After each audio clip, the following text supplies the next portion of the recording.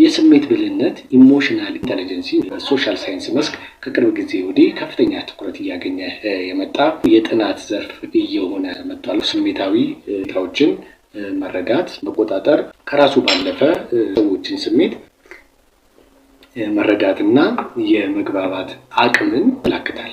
አንድ ሰው በስሜቱ ብልህ ነው ከተባለ እዚህ የጠቀስኳቸውን አቅሞች ያመለክታልና ይህም የራስ ግንዛቤ ሰልፍ አዌርነስ ማለትም የራስን ስሜት ባህሪያት መረዳት፣ በራስ ቁጥጥር ሰልፍ ሬጉሌሽን የምንለውን በተገቢው መንገድ መቆጣጠር፣ በማህበራዊ ክህሎት ሶሻል ስኪል በምንለው ሌሎች ጋር አብሮ የመስራት ክህሎትን ማዳበር፣ በተለያዩ ዘርፍ ውስጥ እንኳን ብንሆን አብሮ የመለወጥ ክህሎትን ማዳበርን የሚያካትት ነው። EQ is the brain's ability to see feelings coming and then to use them, listen to what they've got to say and manage them effectively.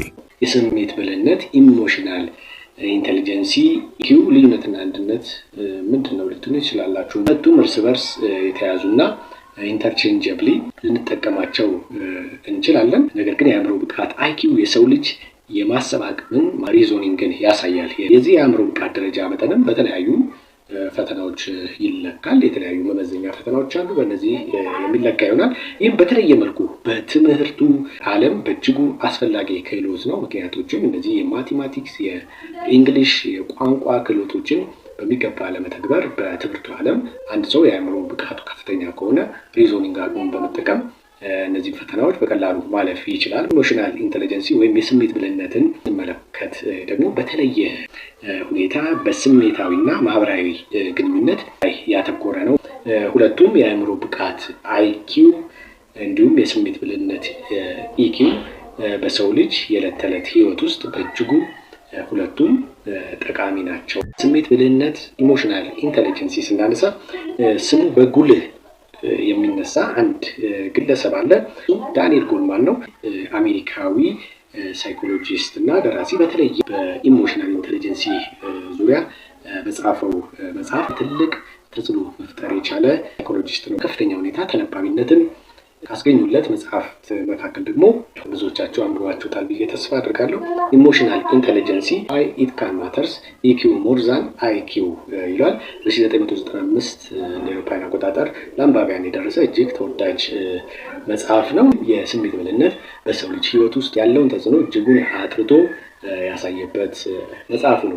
በሱ ምልከታ ስኬት በአእምሮ ብቃት አይኪው ብቻ ሳይሆን በስሜት ብቃት ኢኪው ላይ የተመሰረተ ነው ሲል ይወግታል። ስሜት ብልህነትን በአምስት ዋና ዋና ክፍሎች መድቧቸዋል።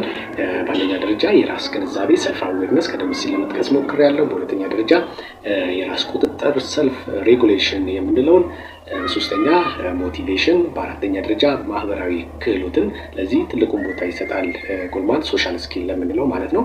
ሌላው ማህበራዊ ግንዛቤ ወይም ኤምፓዚ በሚል እነዚህን ከፋፍሎ በመጽሐፍ ውስጥ በሚገባ ትንታኔ ሰጥቷቸዋል። For the importance of emotional intelligence, EQ, in the workplace.